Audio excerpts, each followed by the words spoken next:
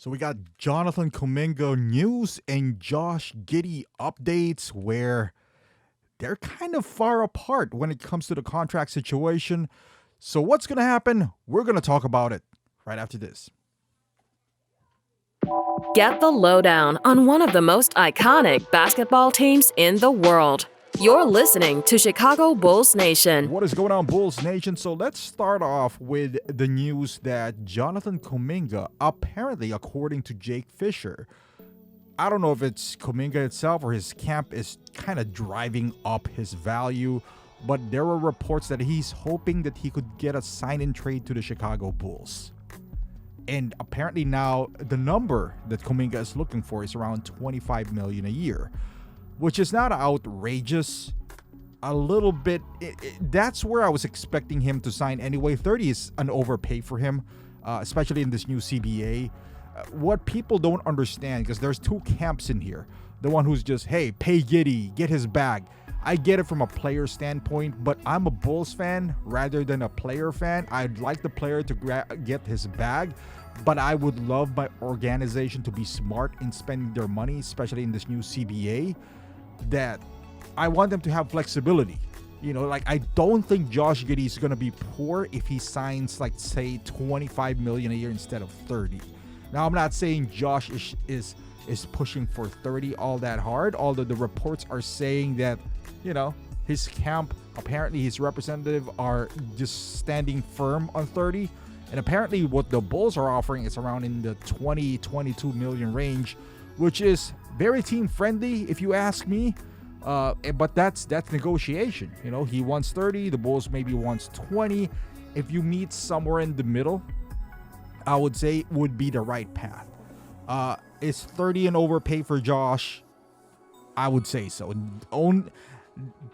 Because Toronto gave, you know, Emmanuel Quickly 32 doesn't mean you need to make the same mistake.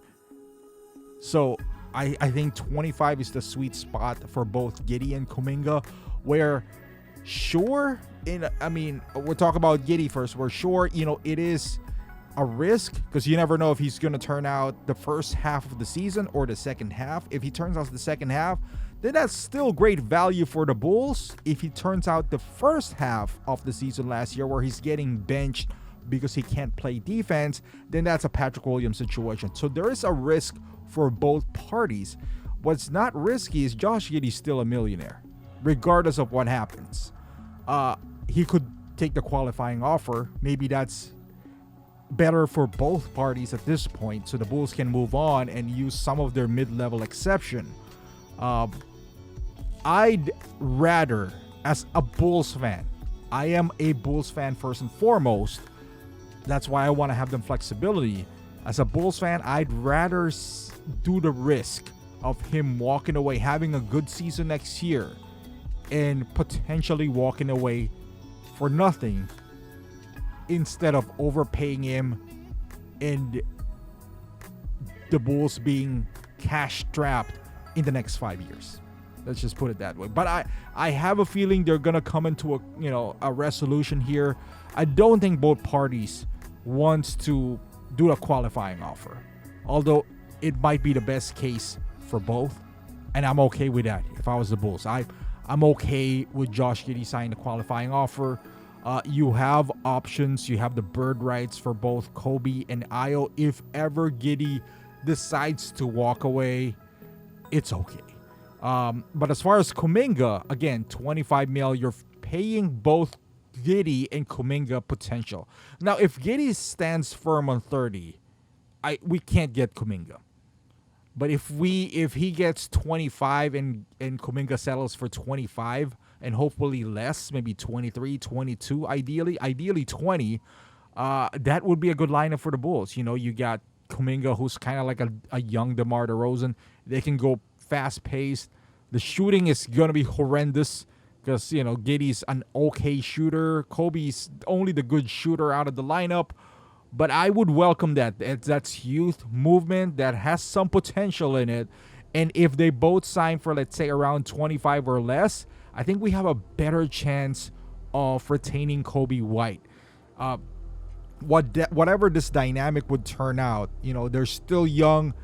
I would like to have that kind of building block if all possible, and that would be possible if you don't overpay for these players who are sort of unproven still, right? Like they prove that they can put up numbers. You know, we saw Giddey in his rookie season put up numbers, but not in a winning situation. We saw Kuminga put up numbers in Golden State in a playoff situation. Never won a game. Never won a playoff game when he was the lead role. So you're paying for potential here. And kind of like what we paid for Patrick Williams, just potential. But I hope it comes to an end, because it'll make the Bulls fans, you know, feel at ease knowing where they stand, wherever that might be. And I'm sure Josh and the Bulls organization would feel the same way if they can get this over with. But I feel like the longer it plays out, the better it is for the Bulls, unless they just sign it for 30 again on October 1st. That would be pretty stupid. But I can't believe I'm gonna say this, but I'm glad that AK has kind of learned their mistakes. And to be quite honest with you, I don't think it's all AK. I think this is Billy Donovan as well. I don't know if he's the biggest Giddey fan, and I'm talking about Billy Donovan.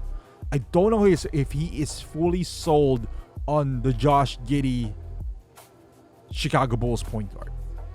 We all saw him, you know, bench Giddey in crucial moments in the first half of the season. Second half, maybe he doesn't have a choice, and Giddey was playing really well outside of his mind. But I don't think Billy Donovan is as sold as, you know, we would like him to be for Josh Giddey. That's what this hard bargain is coming about. But we shall see. Hopefully, again, like I said, this comes to a resolution. Hopefully we get both players, because that would be an exciting young core for the Bulls, and that's all I could ask for. Even if they don't win a championship this year, if I see growth and progress with our young guys, I'll be extremely happy. But let me know in the comments down below. Thank you for watching, and as always, if you were a Bulls fan, please consider subscribing to the channel. I really appreciate that. Thank you for watching, and I'll see you in the next one.